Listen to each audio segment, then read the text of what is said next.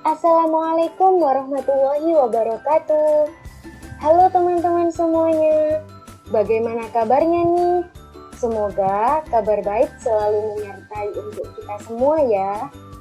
Dalam kesempatan video kali ini, kami dari kelompok 1 kelas PGSDA semester 5 ingin memaparkan hasil diskusi kami mengenai manajemen kurikulum. Sebelumnya, kenalin dulu ya.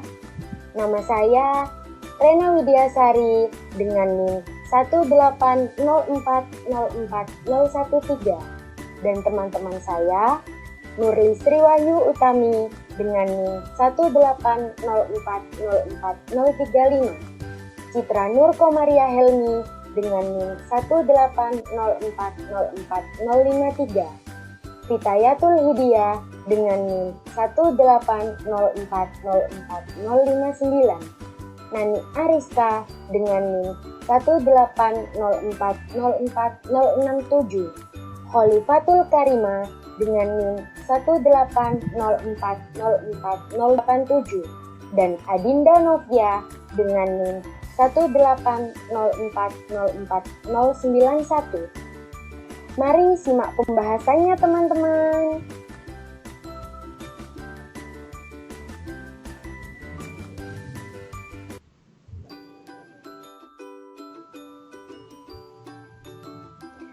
Dalam pendahuluan, kurikulum adalah suatu sistem yang mempunyai komponen-komponen yang saling berkaitan. Di antaranya tujuan, materi pembelajaran, metode, dan evaluasi untuk menuju suatu tujuan pendidikan dengan adanya kerjasama antar seluruh substansinya. Dalam pengorganisasian ini berhubungan erat dengan perencanaan, pengorganisasian, pelaksanaan, dan pengawasan. Sedangkan manajemen adalah disiplin ilmu yang mengimplikasikan proses tersebut.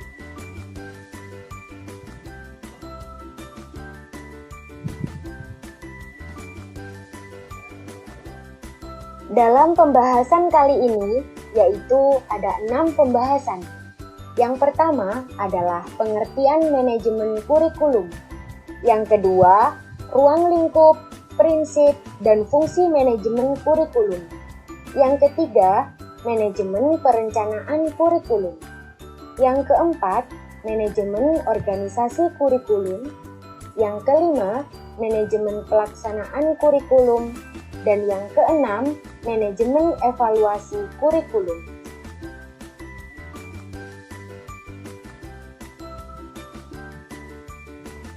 Untuk pembahasan yang pertama, yakni pengertian manajemen kurikulum. Secara etimologi, istilah kurikulum berasal dari bahasa Yunani, yaitu curir yang berarti pelari, dan curere yang berarti tempat berpacu. Adapun dari bahasa Perancis, yaitu courir yang berarti berlari. Kurikulum merupakan seperangkat rencana mengenai tujuan, isi, bahan, dan pembelajaran, serta cara yang digunakan sebagai pedoman penyelenggaraan kegiatan pembelajaran untuk mencapai tujuan. Manajemen kurikulum merupakan suatu sistem pengelolaan kurikulum yang kooperatif, komprehensif, dan sistematik dalam rangka mewujudkan terciptanya kurikulum.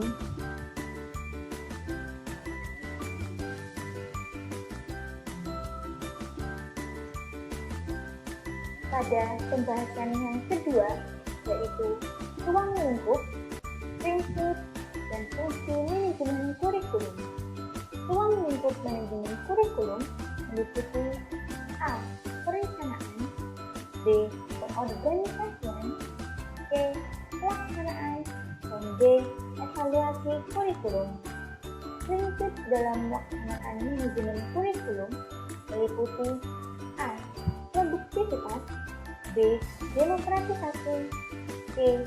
Kooperatif, D. Efektivitas dan efisiensi, dan E. Mengarahkan visi, misi, dan tujuan dari kurikulum. Selanjutnya, dalam fungsi manajemen kurikulum meliputi A. Meningkatkan efisiensi pemanfaatan sumber daya kurikulum, B. Meningkatkan keadilan atau equality. C. Meningkatkan relevansi dan efektivitas pembelajaran. D. Meningkatkan efektivitas kinerja guru. Dan E. Meningkatkan efisiensi dan efektivitas proses belajar mengajar.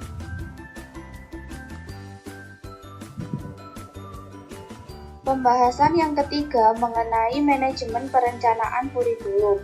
Kemampuan dalam merencanakan dan mengorganisasikan kurikulum. Yang diperhatikan dalam proses perencanaan kurikulum adalah siapa yang bertanggung jawab dan bagaimana kurikulum direncanakan secara profesional. Dalam perencanaan kurikulum ini, keterlibatan profesional bergantung pada pendekatan perencanaan kurikulum yang dianut. Pendekatan yang bersifat administrative approach direncanakan oleh pihak atasan yang diturunkan pada instansi-instansi, kemudian guru. Sedangkan pendekatan crossroads approach yaitu kepala sekolah dan guru dapat merencanakan kurikulum karena melihat kekurangan dalam kurikulum yang berlaku. Di sini, masalah yang terjadi dalam perencanaan kurikulum yaitu yang pertama, kondisi sosiokulturasi, kemampuan profesional manajerial. Yang kedua, kondisi fasilitas sekolah.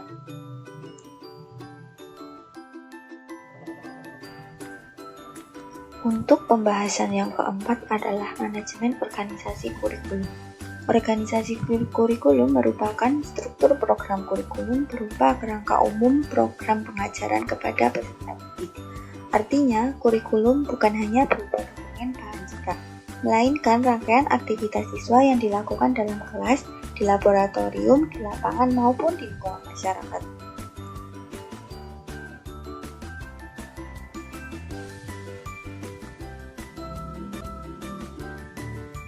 Pembahasan yang kelima yaitu manajemen pelaksanaan kurikulum.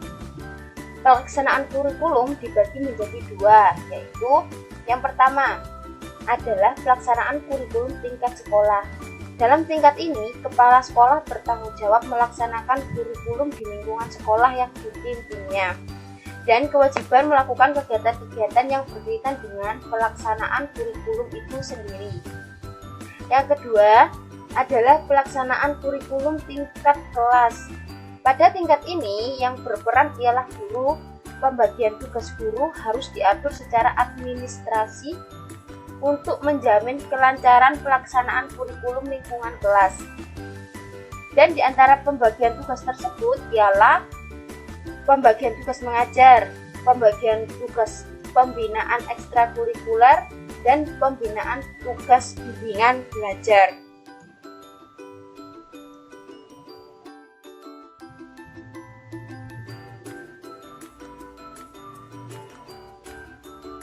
Dan pada pembahasan yang terakhir yaitu manajemen evaluasi kurikulum. Yang pertama, pengertian evaluasi kurikulum. Evaluasi pada hakikatnya merupakan suatu proses membuat keputusan tentang nilai suatu objek. Keputusan evaluasi hanya didasarkan pada hasil pengukuran dan hasil pengamatan. Yang kedua, masalah dalam evaluasi kurikulum ini ada 3, yaitu yang pertama, kesulitan dalam pengukuran. Yang kedua, kesulitan dalam penerapan randomisasi dan double blind. Dan yang ketiga, kesulitan dalam menstandarkan intervensi dalam pendidikan.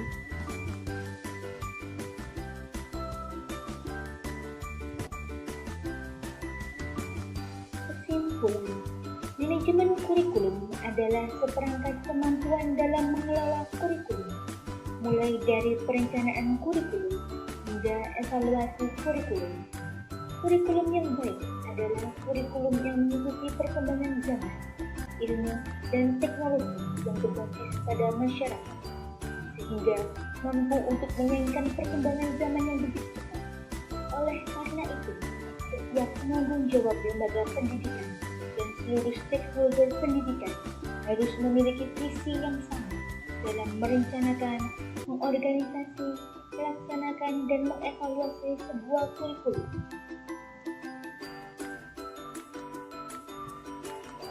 Terima kasih telah menyaksikan video pemaparan hasil diskusi dari kelompok kami. Kurang lebihnya mohon maaf. Wassalamualaikum warahmatullahi wabarakatuh.